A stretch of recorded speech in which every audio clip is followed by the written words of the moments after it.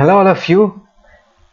हमने previous video में बहुत अच्छे तरीके से ये स्टडी किया है कि एक चार्ज पार्टिकल पे, एक मूविंग चार्ज पार्टिकल पे मैग्नेटिक फील्ड पे कैसे फोर्स लगता है और वैसे फोर्स लगने के कारण वो कैसे मूव करता है, सर्कल में मूव करता है या कब हेलिक्स में मूव करता है। तो हमने सारे कंसेप्ट्स को स्टडी किया है और मैं ये मानता हूँ कि यार कुछ कंसेप्ट पढ़ने के बाद नेक्स्ट इंपॉर्टेंट काम ये होता है कि उस पर कुछ अच्छे क्वेश्चंस करने का।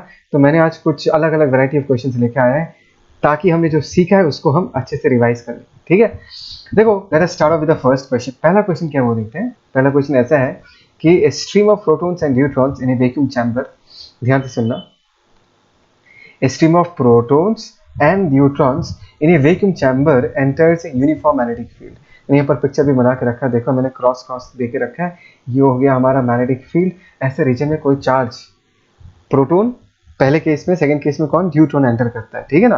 तो अगर ये एंटर करेगा, ऑब्वियस चीज क्या होगा कि इस पे फोर्स लगेगा। करेक्ट। अभी इस पे अगर फोर्स लगेगा तो किस तरफ लगेगा, ध्यान से देखो। मैंने तुमको सिखाया था वेलोसिटी अगर इस तरफ है तो हम v क्रॉस v करेंगे, फोर्स कुछ इस तरफ लगेगा, राइट। और मैंने टेक्निक क्या सिखाया था कि फोर्स अगर इस तरफ लगता है, वी ऑल नो कि सेंटर कहीं यहाँ पर होगा। अगर ये सेंटर है, ये अगर वेलोसिटी हो तो वो डेफिनेटली ऐसा घूमेगा। Is that clear.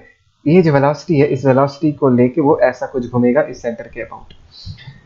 Both protons and neutrons have been subjected to the same accelerating potential. Now this is something which you need to understand.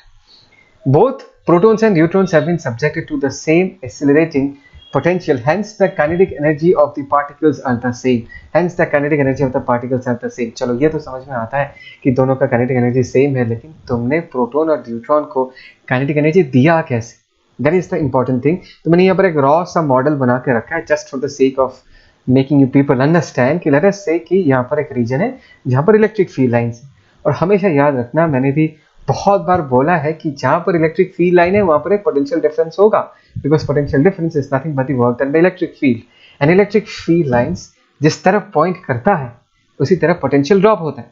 सो अगर इस तरफ इलेक्ट्रिक फील्ड लाइन से हमको ये पता है कि अगर हम इस प्लेट से इस प्लेट की तरफ जाएंगे तो पोटेंशियल क्या करेगा, ड्रॉप करेगा।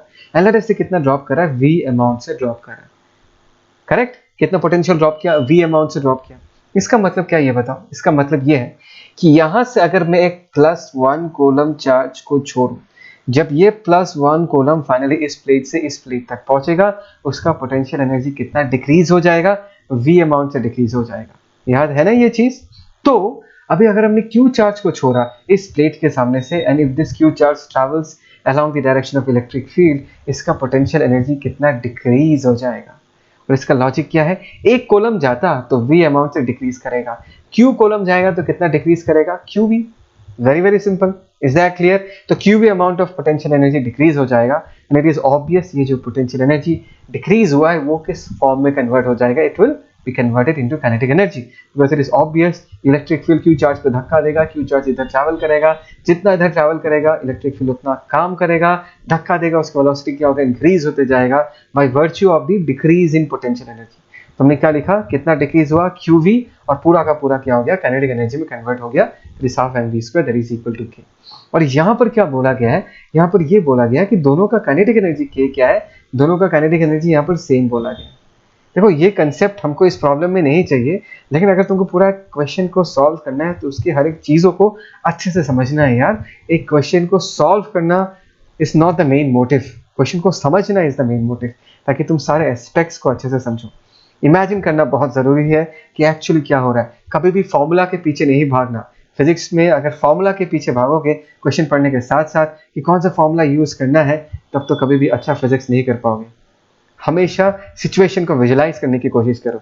हमने एक्सेलरेट कराया, उसके बाद काइनेटिक एनर्जी आया, उसको हमने मैग्नेटिक फील्ड के अंदर डाला, इसलिए वो गोल घूम गया। लेकिन कहानी में दो हीरो है, एक हो गया प्रोटॉन, दूसरा हो गया न्यूट्रॉन। आगे क्या बोला है, if the ion stream is perpendicular to the magnetic field and the protons move in a circular path of radius 15 centimetres. बोला है कि प्रोटॉन जो है it moves in a circular of radius 15 centimetres. Find the radius of the path traversed by the neutrons। Neutrons का radius कितना होगा वो पूछा गया है। Given that the mass of neutron is twice that of proton. मास का relation मैंने लिख के रखा है, सबको पता है कि न्यूट्रॉन एंड प्रोटॉन का चार्ज क्या होता है सी। तो ऐसे क्वेश्चंस को कैसे करना है, ध्यान से सुनना। एक बार रेडियस का फॉर्मूला लिखते हैं। रेडियस का फॉर्मूला क्या होता है, r = mv/bq। Do agree with this? mv क्या है? mv को मोमेंटम कह सकते हो, तो हम यहाँ पर p लिख सकते हैं, p बाई बी को लिख सकते हैं।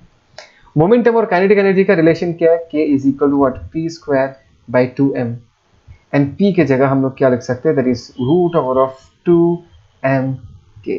Do agree with this? Sir आपने ऐसा क्यों किया?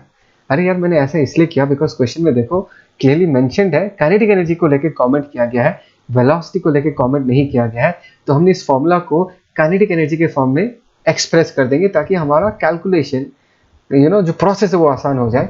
तो r इक्वल टू हम क्या लिख सकते हैं? p के जगह root over of 2mk divided by हम क्या लिख सकते हैं? p q लिख सकते हैं, है ना? Is that clear? तो हमने ये लिख के रखा है kinetic energy in this case. अच्छा, और यहाँ पर बोला गया है hence kinetic energy of the particles are the same, दोनों का काइनेटिक एनर्जी सेम बोला गया है। एंड मैग्नेटिक फील्ड जिस रीजन में चार्ज पार्टिकल्स मूव करे उस रीजन में मैग्नेटिक फील्ड भी क्या है? सेम है। तो ध्यान से देखो यहाँ पर B जो है वो दोनों के लिए सेम है, Q जो है वो दोनों के लिए सेम है, काइनेटिक एनर्जी जो है वो दोनों के लिए सेम है, तो कांस्टेंट है। तो रेडियस किस पे डिपेंड करेगा? Radius is directly proportional to root over of mass, because दोनों केसेस को अगर हम कंपेयर करें तो मासेस अलग अलग है। तो नेक्स्ट स्टेप में ये कह सकता हूँ कि रेडियस जो है that is proportional to what? Root over of mass. ये रिलेशन हमेशा याद रखना, और हमेशा क्वेश्चंस को करोगे तो एक्चुअल पूरा फॉर्मूला लिखने की जरूरत नहीं है, सिर्फ ये निकालो कि कौन से फैक्टर्स पे तुम्हारा रिक्वायर्ड क्वांटिटी डिपेंड कर रहा है। तो यहाँ पर हम क्या लिख सकते हैं? Radius of deuteron by radius of proton is equal to what? Root over of mass of deuteron divided by root over of what? Mass of proton. देखो ये पूरा प्रॉब्लम बहुत सिंपल हो जाएगा। मास ऑफ न्यूट्रॉन क्या है? 2 times of mass of proton, यहाँ put कर दो, that is root over of 2 times the mass of proton divided by root over of mass of proton, और एमपी बेसिकली कैंसल आउट हो जाएगा और बचेगा कि सिर्फ रूट ओवर ऑफ 2। और यहाँ से हम कह सकते हैं कि radius of neutron is nothing but equal to what? Root 2 times the radius of the proton particle जो कि गोल घूमता है। So this is the basic relation. इसके बाद तो तुम आराम से कर ही पाओगे। यहाँ पर दिया हुआ है कि रेडियस कितना है? रेडियस प्रोटॉन वाले पाथ का रेडियस 15 सेंटीमीटर्स है, तो यहाँ पर आरपी की जगह 15 सेंटीमीटर्स पुट कर देना और तुमको रेडियस ऑफ न्यूट्रॉन पता चल जाएगा। सो this is how you solve the problem. एकदम सिंपल सा है। सिर्फ एक चीज अच्छे से याद रखना, कभी भी पूरा फॉर्मूला यूज करने की जरूरत नहीं है। ऐसे क्वेश्चंस में ढूंढ के निकालना कि कौन से पैरामीटर में ये तुम्हारा जो रिक्वायर्ड क्वांटिटी वो डिपेंड करता है। ठीक है, इसको कॉपी करो, फिर आगे बढ़ते हैं। नेक्स्ट क्वेश्चन का बारी है, पढ़ते हैं। An alpha particle is accelerated by potential difference of 10 to the power 4 volt. अभी फील आया ना, समझाया था ना कि क्यों ऐसा होता है। कहीं कहीं क्वेश्चन आ जाएगा, तुमको उसको अच्छे से समझना पड़ेगा कि एक्चुअली ऐसा होता क्या है। An alpha particle is projected by potential difference of is accelerated by potential difference of 10 to the power 4 volt. तो एक बात को समझो, अगर 10 to the power 4 वोल्ट के अक्रॉस हमने किसी अल्फा पार्टिकल को, किसी चार्ज पार्टिकल को एक्सेलरेट कराया, उसके पास एनर्जी कितना आएगा? उसका चार्ज अगर Q है तो उसके पास एनर्जी आएगा QV, और यही जो चेंज इन पोटेंशियल एनर्जी है वही काइनेटिक एनर्जी में कन्वर्ट हो जाएगा। बात समझ में आ रहा है? देखो ये जो हमने कंसेप्ट सीखा था यहाँ यूज हो गया। Find the change in its direction of motion if it enters normally in a region of thickness 0.1 metres having transverse magnetic induction of 0.1 tesla. डरो मत, मैं अच्छे से समझाता हूँ। तो ये हो गया हमारा अल्फा पार्टिकल, ठीक है ना? ये हो गया हमारा अल्फा पार्टिकल, वो ऐसा ट्रैवल कर रहा है, और ये रीजन हो गया हमारा वो बाउंड्री, 2 बाउंड्रीज है जिसके बीच में मैग्नेटिक फील्ड एग्जिस्ट करता है। इसका थिकनेस L दिया हुआ, यहाँ पर वैल्यूज दिया हुआ है, the thickness is L in this case, ठीक है ना? तो अभी जब तक इस चार्ज पार्टिकल को मैग्नेटिक फील्ड नहीं मिलता तब तक वो सीधा जाएगा, बिकॉज उस पर फोर्स लगाने वाला कोई नहीं है। There is no force, there is no change in the direction of motion. लेकिन the moment the charge particle enters here, और उसका वेलोसिटी तो इधर ही होगा इस वक्त, तो as because alpha particle is a positive charge, उस पर फोर्स लगेगा। कैसे निकालेंगे? Just take your right hand, V cross B, चलो यूज योर राइट हैंड और चेक करो फोर्स का डायरेक्शन किधर होगा।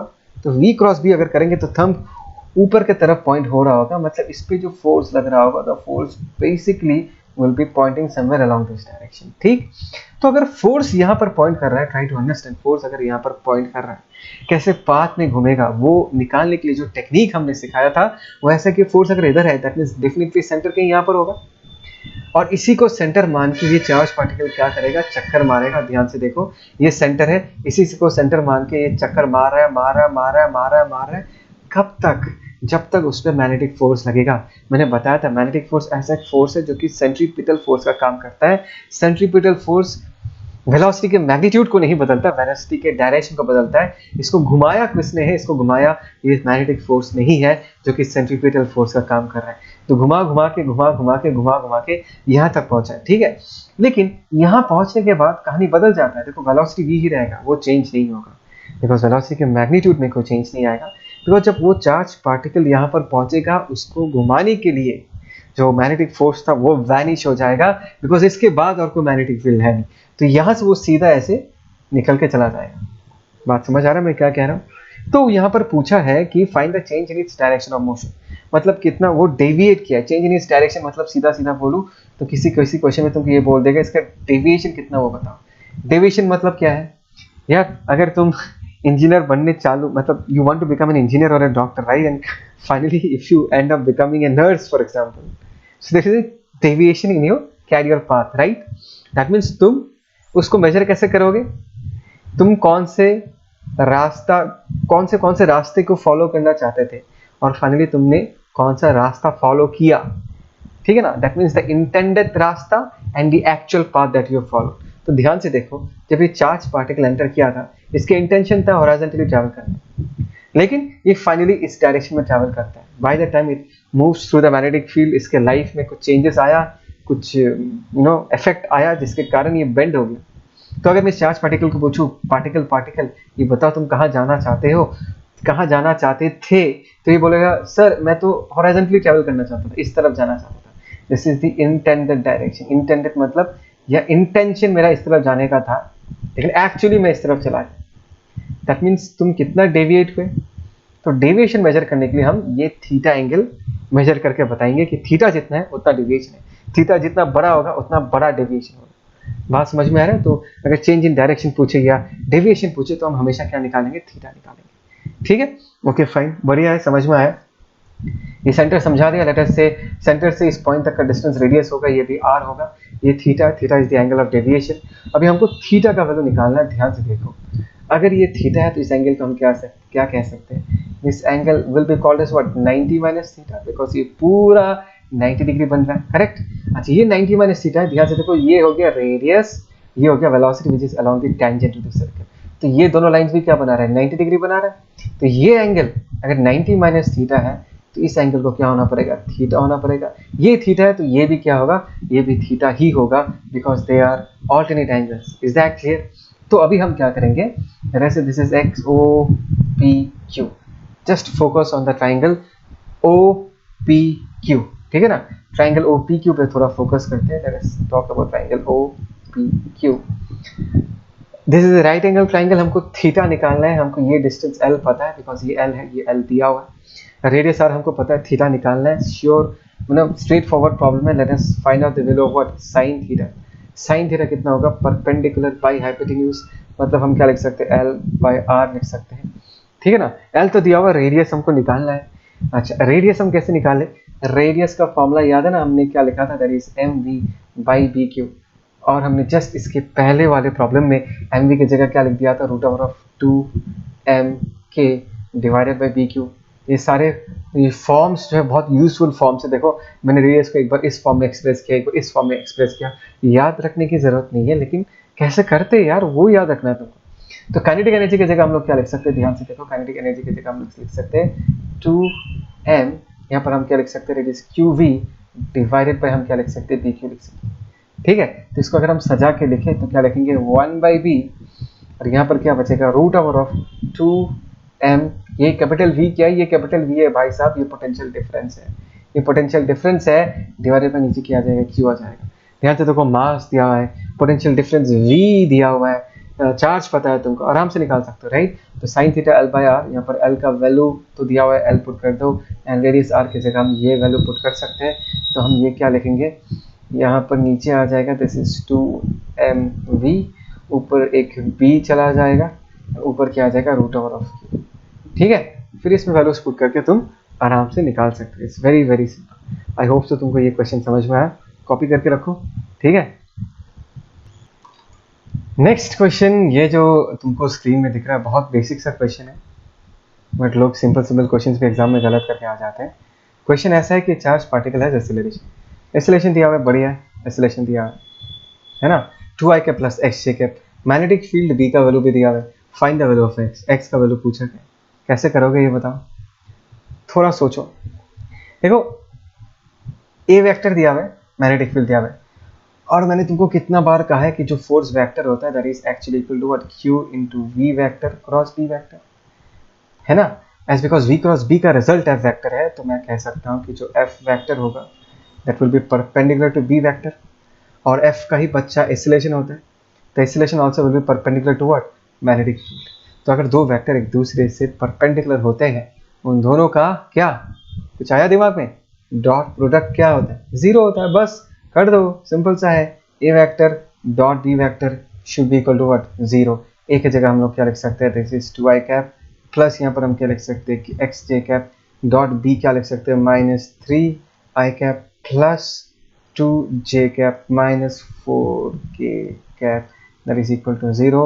आई होप सो तुम लोगों को डॉट करना तो आता है ना, इतना याद आता है, इतना याद है या नहीं है, -6, ठीक है ना, x प्लस 2 ये कितना हो जाएगा, दिस इज 2x, इधर तो जे कैप है ही नहीं है, जीरो हो जाएगा, that is equal to zero, और x का वैल्यू हम यहाँ पर क्या लिख सकते हैं, 3 लिख सकते हैं, so x is equal to 3 in this case. बहुत इजी सा प्रॉब्लम था, लेकिन ये हमारे पुराने एक कंसेप्ट को फिर से रीएस्टैब्लिश करता है कि जो फोर्स होता है वो हमेशा velocity vector and B vector जिस प्लेन में लाई करता है उसके परपेंडिकुलर होता है। और ये भी याद है ना, ऑलवेज यहाँ पर नहीं चाहिए, बस रिकैप याद दिला रहा हूँ, क्यू का वैल्यू हमेशा साइन के साथ पुट करना, पॉजिटिव है तो v क्रॉस b जिस तरफ है उसी तरफ फोर्स पॉइंट करेगा, क्यों अगर नेगेटिव है तो v क्रॉस b जिस तरफ है उसके ऑपोजिट डायरेक्शन में फोर्स पॉइंट करेगा, ठीक है, कॉपी करो।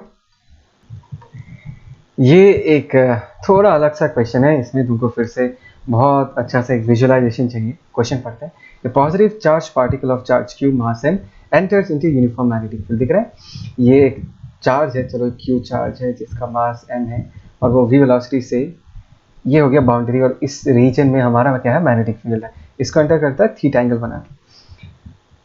There is no magnetic field to the left of PQ, PQ के लेफ्ट में यहाँ पर मैग्नेटिक फील्ड का वैल्यू कितना है, यहाँ पर मैग्नेटिक फील्ड का वैल्यू जीरो है।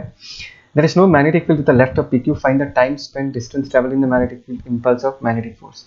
छोड़ो ये सब छोड़ो, पहले हम ये इमेजिन करते हैं कि अगर ये चार्ज पार्टिकल इस पर्टिकुलर मैग्नेटिक फील्ड के अंदर, ये है इस रीजन में मैग्नेटिक फील्ड है, इस रीजन ऑफ मैग्नेटिक फील्ड में अगर एंटर करेगा तो वो कैसे घूमेगा, और तरीका क्या सिखाया था, Q पॉजिटिव मानेंगे हम, Q चार्ज अगर v वेलोसिटी से इस तरफ एंटर करता है, try to understand this is v, तो मैंने कहा था कि सबसे पहले ये देखो कि इस चार्ज पार्टिकल पे किस डायरेक्शन में फोर्स लग रहा है, सो v क्रॉस b, थंब इधर पॉइंट कर रहा है, फोर्स जो है वो हमेशा क्या होगा, वेलोसिटी के परपेंडिकुलर होगा, तो फोर्स कहीं यहाँ पर पॉइंट कर रहा होगा, दैट मीन्स सेंटर कहीं यहाँ पर होगा, राइट टू अंडरस्टैंड, सेंटर कहीं अगर यहाँ पर होगा तो ये चार्ज पार्टिकल कैसा चक्कर मारेगा, अगर ये वेव वेलोसिटी ये अगर सेंटर है, आई होप से तुमको समझ में आ गया, इसके अराउंड चक्कर मारेगा तो ऐसा कुछ मार के ऐसे गोल घूमेगा, फिर यहाँ पर क्या होगा, उसका मैग्नेटिक फील्ड फिर से खत्म हो जाएगा, यहाँ पर कुछ वेलोसिटी का डायरेक्शन कुछ ऐसा होगा और वो ऐसा निकल के चला जाएगा, तो ऐसा कुछ पाथ ट्रैवल करेगा, है ना।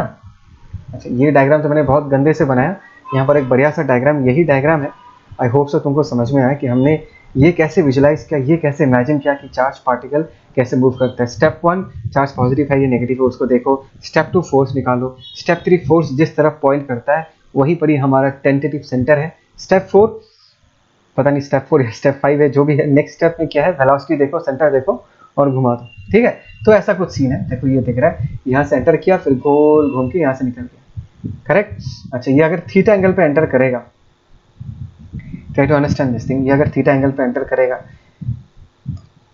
ध्यान से देखो, ऐसे गोल घूम के जब यहाँ से निकलेगा, ये बाउंड्री के साथ कितना एंगल बनाएगा, थीटा एंगल ही बनाएगा। ये बात समझ में आता ही नहीं आता, तो देखो ठीक है, जरा से कि यहाँ से हमने ऐसे एक लाइन खींच दिया, करेक्ट। ये अगर थीटा हुआ, ध्यान से देखो, ये भी एंगल क्या होगा, थीटा ही होगा, vertically opposite angles, is that clear. और रेडियस एंड वेलोसिटी हमेशा कितना एंगल बनाता है, 90 डिग्री। ये अगर थीटा तो ये कितना होगा, 90 माइनस थीटा। ये 90 माइनस थीटा हुआ तो ये एंगल भाई साहब कितना होगा, ये भी थीटा होगा, इज दैट क्लियर। अभी इस ट्राइंगल पे ध्यान दो, CDA, ये दोनों रेडियस क्या है, सेम। ये एंगल कितना है, ये दोनों एंगल का वैल्यू क्या होगा, सेम होगा। ये दोनों एंगल तो ऑब्वियसली क्या है, 90 डिग्री है, तो ये दोनों एंगल को भी क्या होना पड़ेगा, सेम होना पड़ेगा। दैट मीन्स इस एंगल का भी वैल्यू कितना होगा, थीटा। बात समझ आया? तो ये अगर थीटा है, ये रेडियस इस वेलोसिटी के साथ फिर से अगर 90 डिग्री बना रहा है तो ये एंगल भी क्या होगा? थीटा ही होगा। Is that clear? पक्का समझ आया? या सीधा सीधा ये समझो नहीं यार, ये वाला कंडीशन और ये वाला कंडीशन एग्जैक्टली सेम है भाई, तो एंगल क्या होगा? सेम होगा। ठीक है, तो मैं ये मिटा देता हूँ, नहीं तो बहुत गंदा हो जाएगा ये डायग्राम। चलो, आई होप सो तुमको समझ में आया मैंने क्या बताया। तो ये थीटा है, तो ये पूरा एंगल कितना हो जाएगा? 2 थीटा हो जाएगा। तो ये बताओ कि जब ये पार्टिकल ए से अपना जर्नी चालू करता है, गोल घूम के डी तक पहुंचता है, तो ये जो आर्क है, ये आर्क सेंटर पे कितना एंगल सबटेंड करेगा? 2 थीटा एंगल सबटेंड करेगा। बात समझ में आया? 2 थीटा एंगल सबटेंड करेगा। रेडियस आर का वैल्यू हम लोग आराम से लिख सकते हैं। रेडियस आर का वैल्यू कितना होगा? चाहिए क्या यहाँ पर हमको? रेडियस मैग्नेटिक फील्ड वी, अच्छा चलो लिख के रखते हैं, अगर चाहिए तो बाद में देख लेंगे। रेडियस का वैल्यू हम एम वी बाई क्या लिख सकते हैं? बी क्यू लिख सकते हैं। ठीक है, ठीक है, पक्का। देखो यहाँ से घुसेगा और यहाँ निकल जाएगा। ठीक है ना, मैंने जस्ट ऐसे एक सर्कल बना के रखा है ताकि तुमको फील आए कि सर्कल कैसा है। देखिए, ठीक है। तो टाइम स्पेंड बोला है यार, टाइम स्पेंड, राइट। एक बार ये याद करो कि टाइम पीरियड का फॉर्मूला क्या था? टाइम पीरियड का फॉर्मूला था 2 pi M by D Q. ये कौन सा था? ये था कि अगर ये सेंटर है, इसके चारों तरफ एक पूरा चक्कर मारने के लिए कितना टाइम लगता है? 2 pi M by D Q time लगता है। ठीक है ना। तो एक बात को समझो कि अगर मैं तुमको ये कहूँ कि लेट अस से कि 2 पाई एंगल घूमने में, बिकॉज अगर सेंटर के अबाउट पूरा एक चक्कर मारेगा, तो कितना एंगल घूमेगा? 2 पाई एंगल। तो 2 पाई एंगल घूमने में टाइम कितना लगता है? Capital T. ये हो गया 2 pi M by B Q. तो यूनिट एंगल घूमने में कितना टाइम लगेगा? टी पाई 2 पाई। अरे बेसिक यूनिटरी मेथड यार। तो यहाँ पर यहाँ से यहाँ तक अगर वो चार्ज पार्टिकल घूमता है तो वो सेंटर पे कितना एंगल सबटेंड करता है? 2 थीटा एंगल सबटेंड करता है। क्लियर? तो 2 थीटा एंगल घूमने में कितना टाइम लगेगा भाई? दैट इज टी इनटू, हम क्या लिख सकते हैं? That is 2 theta divided by 2 pi. So this is the time taken in this case. ये तो फर्स्ट टाइम था इसलिए मैंने तुमको पूरा तोड़ के समझाया। आगे से कैसे टाइम लिखोगे? डायरेक्टली ये सोचना है time T equal to total time T है, इसका कितना फ्रैक्शनल पार्ट? ये 2 थीटा है, out of what? Out of 2 पाई।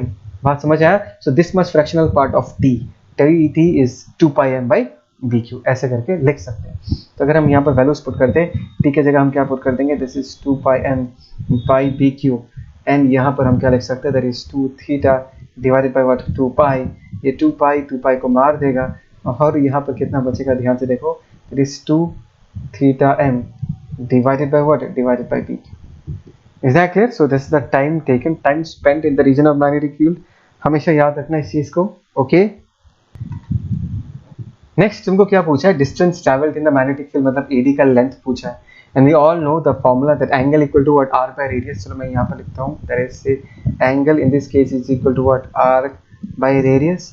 और ये जो आर्क है, ये आर्क क्या होगा? एडी का लेंथ। तो हमको एडी का लेंथ चाहिए, एक मिनट, यस, ये हमको एडी का लेंथ चाहिए, तो आराम से निकाल लेते हैं। एडी का वैल्यू कितना होगा?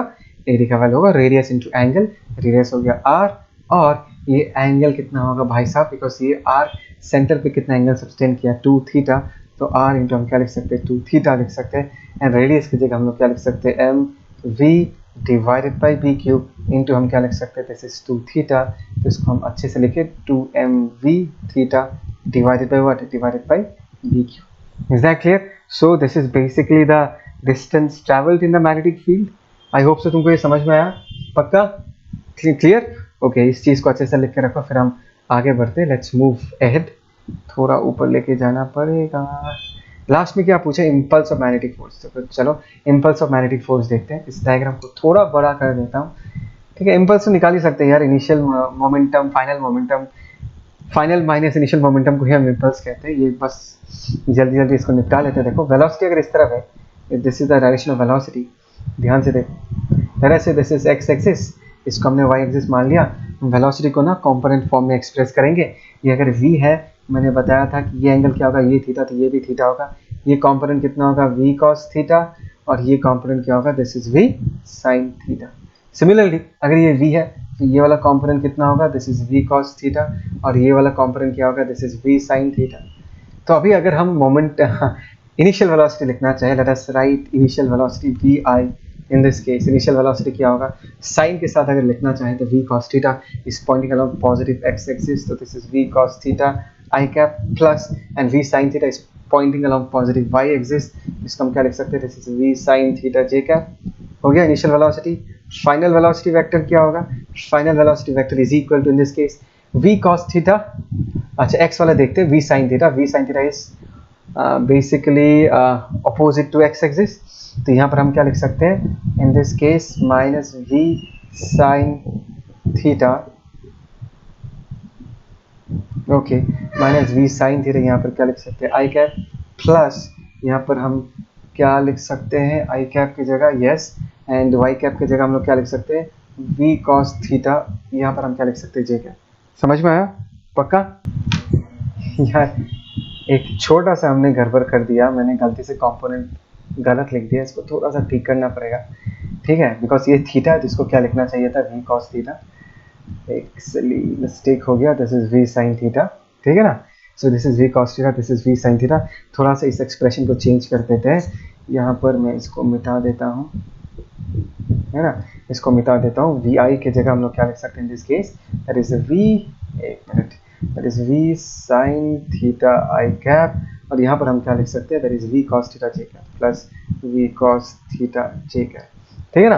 तो इम्पल्स अगर हमको लिखना है, क्या लिखना है इम्पल्स, इम्पल्स क्या होगा, change in momentum del p vector, that is m into v final vector minus v initial vector, मतलब अगर v final minus v initial करे तो ध्यान से देखो, minus v sine theta I cap, यहाँ पर भी minus v sine theta, so यहाँ पर बच जाएगा minus 2v sine theta I cap बच जाएगा, is that clear, and v cos theta ये बेसिकली कैंसल आउट हो जाएगा और बचेगा हमारे पास minus 2mv sine theta I cap, ठीक है। So this is the expression for impulse that we have been talking about, बहुत सिंपल सा है, आई होप सो तुमको ये समझ में आ गया।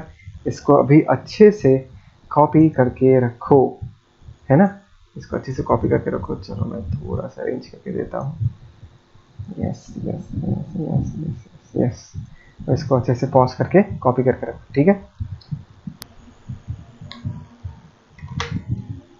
अभी अगर हमने जो इसके पहले जो क्वेश्चन किया उसमें थोड़ा सा ट्विस्ट करते हैं, ट्विस्ट क्या देखो, repeat the above question, above नहीं है मतलब उसके पहले वाला जो क्वेश्चन है उसी का ही पार्ट है। If the charge is negative, अगर चार्ज नेगेटिव है and the angle made by the boundary with the velocity is π/6, ऐसे केस में अगर हमको सारे वही क्वेश्चन का जवाब फिर से देना है तो कैसा हो, एक काम करते हैं, मैं इस डायग्राम को थोड़ा बड़ा कर देता हूँ, इसी में ही डिस्कशन कंप्लीट कर लेंगे, ठीक है। ओके, क्वेश्चन पता है ना, क्वेश्चन ऐसा है, ध्यान से देखो कि यहाँ से एक चार्ज पार्टिकल आया और ये एंटर करेगा यहाँ पर मैग्नेटिक फील्ड को, उसका वेलोसिटी का डायरेक्शन इस जगह पर ऐसा होगा, करेक्ट, लेकिन ये चार्ज नेगेटिव है, याद रखना, charge Q in this case is what, negative, magnetic field नीचे की तरफ स्क्रीन के अंदर पॉइंट कर रहा है, तो just do V cross B, thumb किधर पॉइंट कर रहा है, इस तरफ, इज दैट क्लियर, थंब तो इधर पॉइंट कर रहा है भाई साहब, लेकिन चार्ज नेगेटिव है तो क्या सिखाया था, फोर्स उल्टे डायरेक्शन में पॉइंट करेगा, that means the force, magnetic field का जो फोर्स है it should be pointing along this direction and somewhere here, कहीं यहाँ पर सेंटर होगा, ठीक है। ये खुद से अभी करो, अभी अपना राइट हैंड लो, ट्राई करो और देखो सेंटर किधर आता है, करेक्ट, इधर ही आएगा, और अगर इधर सेंटर है, टेंटेटिव सेंटर अगर इधर पे है, तो जस्ट इमेजिन कि पार्टिकल कैसे मूव करेगा, यहाँ से निकलेगा, गोल घूमेगा घूमेगा घूमेगा घूमेगा, फिर जब यहाँ पहुंचेगा फिर यहाँ से निकल के चला जाएगा, इज दैट क्लियर, पक्का। तो वही है, टाइम स्पेंड कितना है, इम्पल्स कितना वो पूछा है, डिस्टेंस कितना है, सेम वही प्रोसेस फिर से रिपीट करना है। चलो इस एंगल को हमने थीटा बोल के रखा, बिकॉज थीटा मतलब π/6, क्वेश्चन में यही मेंशन है कि ये एंगल π/6 है, ये अगर थीटा है तो ये एंगल कितना होगा बताओ, ये तो पूरा 90 डिग्री है ना, तो ये अगर 90, ये थीटा है तो ये 90 माइनस थीटा, तो ये एंगल कितना होगा, ये भी थीटा होगा और ये एंगल भी क्या होगा, ये भी थीटा होगा, दोनों थीटा क्यों होगा, मैंने लास्ट प्रॉब्लम में समझाया था। तो अभी अगर मैं तुमको ये पूछूं कि जब ये चार्ज पार्टिकल गोल घूमता है, जब इस रास्ते चार्ज पार्टिकल ट्रैवल करता है, तो इस चार्ज पार्टिकल के मूवमेंट के कारण सेंटर पे कितना एंगल बना, और अगर तुम ये कहते हो कि सर 2 थीटा, वो गलत है, 2 थीटा एंगल सस्टेंड नहीं हो रहा because of the movement of the charge particle, because ध्यान से देखो, अगर मैं देखो चार्ज पार्टिकल को फॉलो करूं यहाँ से, तो चार्ज पार्टिकल जब ऐसा जाएगा, ऐसा घूमना चालू होगा, ऐसा घूम घूम के फाइनली यहाँ तक पहुंचेगा, मतलब चार्ज पार्टिकल जब ऐसा घूम रहा होगा तो कौन सा एंगल स्वीप हो रहा होगा, तो ये वाला एंगल स्वीप हो रहा होगा, बात समझ में आया? दैट मीन्स चार्ज पार्टिकल के मूवमेंट के कारण सेंटर पे इतना एंगल सब्सटेंड होता है। तो ये अगर 2 थीटा है तो यहाँ पर एंगल कितना सब्सटेंड हुआ है, टोटल अगर 2 पाई है तो 2 पाई माइनस 2 थीटा।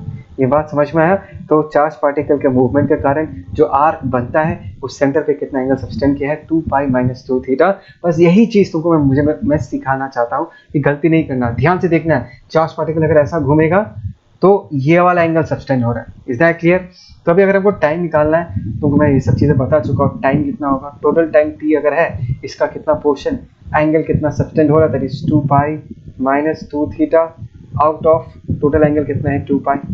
ठीक है, बस हो गया। 2 कैंसिल आउट हो जाएगा। यहाँ पर क्या बचेगा, that is pi minus theta divided by pi, and time की जगह हम लोग क्या लिख सकते हैं, that is 2 pi n divided by pq। ये तो हो गया टाइम स्पेंड। डिस्टेंस का वर्ड अगर पूछा जाए तो पूरा ये आर्क लेंथ बोलना पड़ेगा। और ये डिस्टेंस क्या होगा, डिस्टेंस होगा तुम्हारा basically radius into angle, that is radius into angle. Angle in this cases 2 common ले लो तो क्या आएगा, पाई माइनस थीटा। इसी को ही लेके लिखा है, 2 कॉमन लेके। रेडियस का हम सबको पता है, that is m v by vq, है ना। एंड यहाँ पर क्या आएगा, 2 times of pi minus theta.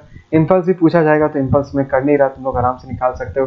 Theta है, इसका x कॉम्पोनेंट y कॉम्पोनेंट लेना, इसका भी x इसका y लेना, m times of v final minus v initial. ये तो कर ही लोगे, मुझे पता है। सिर्फ ये चीज़ जो मैं तुमको सिखाना चाहता था कि एंगल ढंग से देखना है।